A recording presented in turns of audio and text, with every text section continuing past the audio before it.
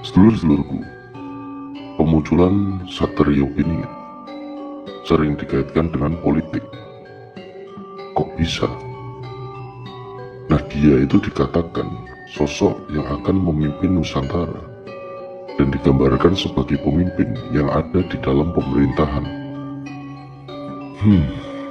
Sedulur-sedulurku, setiap masa, gambaran sosok tersebut mengikuti situasi atau peradaban pada saat itu. Dan tentunya, antara masa satu dengan masa yang lain berbeda versi. Padahal, Satrio Piningit, ia itu adalah raja tanpa mahkota. Dalam artian, ia tidak berada dalam lingkaran kekuasaan manapun, seperti bupati, gubernur, maupun presiden. Ia tidak pernah dan tidak akan berkuasa di dalam pemerintahan, apalagi sampai merebut kekuasaan. Jadi, ia tidak mengontrol atau mengendalikan pemerintahan setingkat apapun, baik kabupaten atau kota, provinsi hingga negara. Namun, ia hanya memimpin manusia Nusantara untuk bangkit dari keterpurukan di luar lingkaran kekuasaan atau pemerintahan. Dialah Satrio Piningit yang selalu dinantikan sebagian orang dan digadang-gadang akan muncul ketika pakubuk super dahsyat itu menghantam, atau masa di mana situasi maupun kondisi itu dirasakan paling suram sepanjang masa. Nah, dari berbagai sudut pandang menyebutkan dialah sosok yang akan membawa keluar dari keterpurukan atau kemerosotan menuju tatanan kehidupan yang baik. Sedulur-sedulurku, Satrio Piningit muncul secara tiba-tiba, bukan step by step atau langkah demi langkah, sedikit demi sedikit. Ia muncul itu tanpa diketahui maupun dikenal sebelumnya. Dalam artian rekam jejaknya kabur atau tidak jelas. Nah, selain rekam jejak, riwayat keluarganya juga tidak diketahui. Latar belakangnya apa dan berasal dari mana. Nah, walaupun eksis di luar kekuasaan atau pemerintahan, ia memiliki daya tarik besar yang luar biasa yang mempengaruhi banyak orang untuk mendengarnya. Senjata adalah perkataannya. Jadi perkataan Satrio Piningit itu sebagai senjata. Bukan peluru, bukan granat, bukan rudal. Tidak ada tank, tidak ada pesawat tempur, serta tidak ada kapal perang di belakangnya. Yang ada hanya kebijakan dan kebajikan, karena ia memimpin secara damai tanpa kekerasan. Segala perkataannya menjadi penghibur semua manusia. Mereka yang berduka akan sangat bersukacita, mereka yang sedih akan gembira, mereka yang kekurangan akan dicukupkan, dan mereka terbebani akan diringankan. Satrio Piningit sebenarnya sudah ada sebelum kerajaan-kerajaan muncul dan para raja berkuasa di tanah Jawa. Bahkan sebelum ada manusia hidup di tanah Jawa dan menurunkan generasi berikutnya, ia sudah terlebih dahulu ada. Nah, ia itu bukanlah pemimpin maupun berbackground salah satu keyakinan atau agama. Namun ia bersandar sepenuhnya pada yang maha di atas segalanya, yang menguasai alam semesta. Karena ia memimpin semua umat tanpa pengecualian dan tanpa prioritas.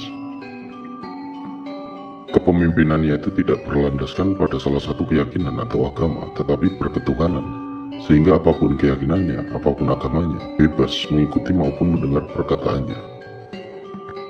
Nah, semua suku tidak ada yang meragukannya untuk memimpin Nusantara, karena ia tidak membawa identitas suku manapun. Saat memimpin, diibaratkan kesejukan puncak Semeru di bawahnya, dan sumber air penanggungan diberikan untuk menghilangkan dahaga.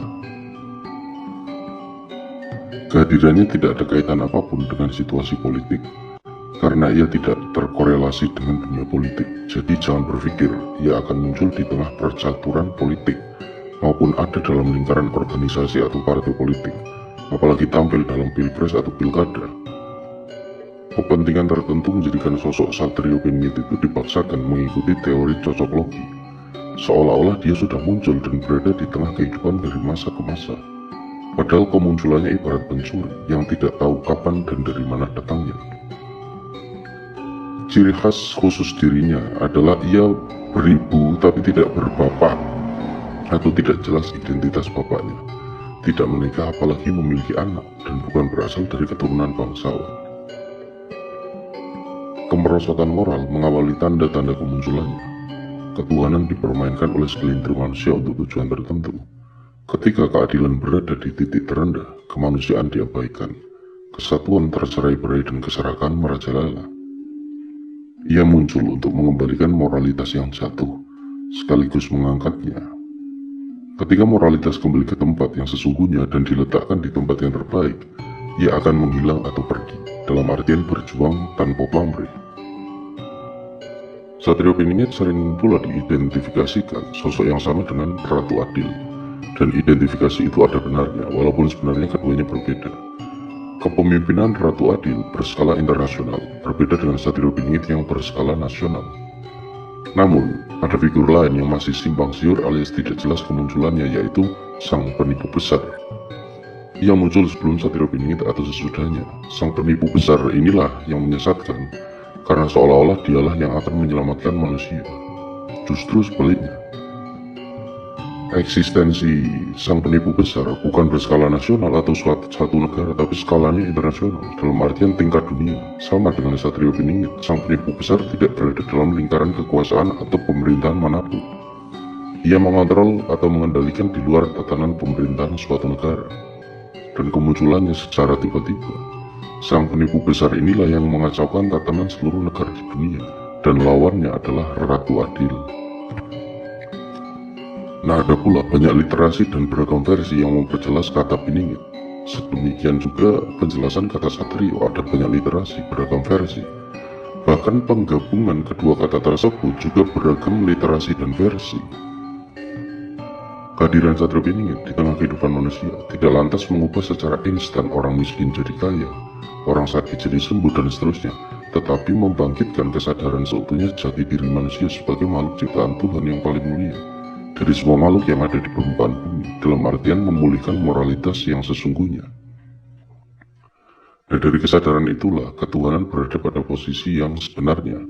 Demikian juga hakikat manusia diciptakan Tuhan untuk berkeadilan, berkemanusiaan, beradab, dan bersatu. Lalu kesadaran tersebut tidak ada hubungannya dengan keyakinan atau agama tertentu, karena kesadaran lahir dari diri manusia itu sendiri yang mengikuti sifat manusia sebagaimana manusia diciptakan oleh Tuhan. Jadi, kesadaran akan muncul berdampingan dengan keyakinan atau agama yang dipedomani manusia itu sendiri, dalam artian tanpa mengubah imannya kepada Tuhan. Dengan kesadaran, orang tidak akan korupsi, tidak akan mencuri, tidak akan membunuh, dan seterusnya. Namun, konsep kehadiran Satrio Piningit itu sering dikolaborasikan dengan kepentingan atau pemikiran tertentu. Ujungnya ditafsirkan hal-hal yang bersifat mistis dan berkesan keajaiban, serta terjadi secara instan tanpa proses apapun. Akibatnya, Satrio Piningit dimasukkan dalam lingkungan kekuasaan agar terkesan memiliki power, mengendalikan atau mengontrol manusia dan alam. Padahal, jelas-jelas Satrio Piningit tidak ada hubungannya dengan kekuasaan di level manapun, apalagi sampai masuk di lingkaran kekuasaan oligarki, karena dia menjalankan aksinya di luar tatanan pemerintahan, tanpa harus bertentangan atau melawan pemerintahan yang berkuasa pada masa itu. Demikian juga persepsi Satrio Piningit yang diyakini mampu melawan kodrat alam dan terkesan memiliki superpower, padahal ia hanya membangkitkan kesadaran agar manusia hidup berdampingan dan harmonis dengan alam. Sebab, alam berada di jalan yang berbeda dengan kodrat manusia, namun keduanya berjalan berdampingan, dalam artian alam akan diperlakukan sebagaimana mestinya oleh manusia, dan alam akan bersahabat dengan manusia. Nah, sebagian orang percaya eksistensi Satrio Piningit itu di masa depan, namun sebagian lainnya tidak mempercayai kalau sosok ini benar-benar akan ada, dalam artian dianggap mitos. Wallahu alam, hanya Tuhan yang maha tahu.